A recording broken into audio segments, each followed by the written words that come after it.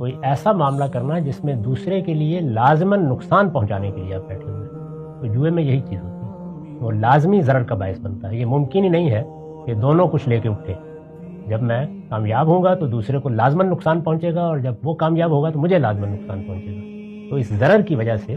اللہ تعالیٰ نے اس کو رجسم من عمل الشیطان قرار دیا۔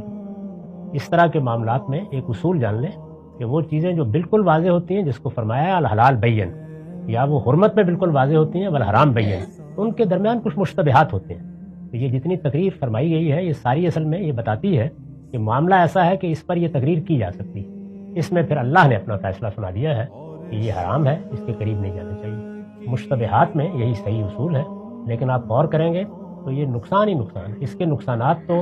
انسانیت کی تاریخ میں کتابوں کا موضوع بن گئے۔ فرد جب اس کی نظر ہو جاتا ہے تو بالکل اسی طریقے سے ایک خاص طرح کا نشہ اس پر طاری رہتا ہے، وہ پھر معاشی سرگرمیوں سے اپنے آپ کو کاٹ لیتا ہے، وہ اسی دوسرے کو ضرر پہنچانے کے لیے طریقے تلاش کرتا ہے، اس کے لیے مشینیں ایجاد کرتا ہے، اس کے لیے مختلف قسم کی کلب بناتا ہے، اس کے لیے کسینو وجود میں آتے ہیں، اور یہ عمل جب ہوتا ہے تو تفریح ہی تفریح میں انسانوں کو لوٹنے اور لٹنے کا ذریعہ بن جاتا ہے۔ یہ ایسی بدیہی چیز ہے کہ اس پر آپ ذرا غور کریں گے تو یہ واضح ہو جائے گا کہ اللہ تعالیٰ نے اس کو کیوں رجسم من عمل الشیطان قرار دیا۔